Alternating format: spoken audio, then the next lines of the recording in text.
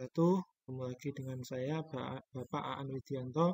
Kali ini saya akan membawakan pelajaran tema 1, subtema 3, pembelajaran 4, kelas 5. Sebelum pembelajarannya kita mulai, Pak Aan punya pertanyaan untuk kalian.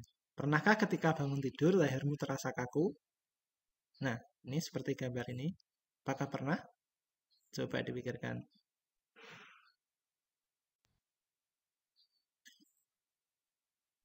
Macam-macam kelainan otot itu adalah yang pertama, hipertrofi. Yang kedua, atrofi. Yang ketiga, kram. Yang keempat, stiff atau kaku leher. Yang kelima, tetanus. Yang keenam, torticollis.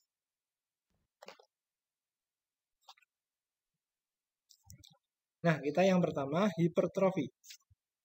Hipertrofi adalah kelainan otot berupa pembesaran otot yang mengakibatkan ukuran otot jauh lebih besar dari ukuran semula. Penyebabnya dikarenakan bekerja atau berolahraga terlalu berlebihan. Kita tidak boleh olahraga terlalu berlebihan. Yang kedua, atrofi. Ini gambarnya seperti ini. Pernah kalian lihat? Nah, atrofi ini merupakan kebalikan dari hipertrofi. Kalau hipertrofi adalah pembesaran otot, kalau atrofi adalah terjadinya penurunan fungsi otot karena otot mengecil dari ukuran semula. Penyebabnya adalah karena adanya penyakit poliomyelitis, penyakit polio. Selanjutnya, kram atau kejang otot. Pernah kalian mengalami seperti ini? Nah, tentu pernah ya. Kram terjadi karena kontraksi otot yang terus-menerus. Kram juga bisa disebabkan karena cuaca dingin. Kemudian, selanjutnya stiff atau kaku leher. Nah, ini gambarnya kaku leher. Stiff adalah kelainan otot yang disebabkan adanya peradangan otot trapesius leher akibat gerakan yang menghentak secara tiba-tiba atau kita kenal dengan salah gerak. Kemudian tetanus. Ini contohnya tetanus, jika kita kena paku itu bahayanya itu terkena tetanus. Tetanus disebabkan karena bakteri. Adanya infeksi bakteri Clostridium tetani. Bakteri masuk melalui luka yang dapat menyebabkan otot menjadi kejang-kejang. Yang terakhir, torticollis. Torticollis ini berbeda dengan stiff. Kalau stiff itu peradangan pada otot leher tadi, trapesius. Kalau torticollis ini kita biasa menyebutnya dengan tengengen. Adalah penyakit yang terjadi di mana posisi dagu tidak sejajar dengan tulang dada paling atas dan depan. Dagu hanya bisa miring ke kiri dan ke kanan. Torticollis biasanya terjadi pada saat bangun tidur. Penyebab torticollis adalah salah posisi tidur, bantal yang terlalu tinggi, bantal yang kaku. Nah, anak-anak, torticollis ini bisa dicegah dengan beberapa hal. Yang pertama, posisi tidur harus nyaman. Yang kedua, jangan menggunakan bantal yang terlalu tinggi atau keras. Yang ketiga, jangan tidur memakai kipas angin yang langsung menghadap tubuh. Yang keempat, pada saat tidur sebaiknya tidak satu posisi saja.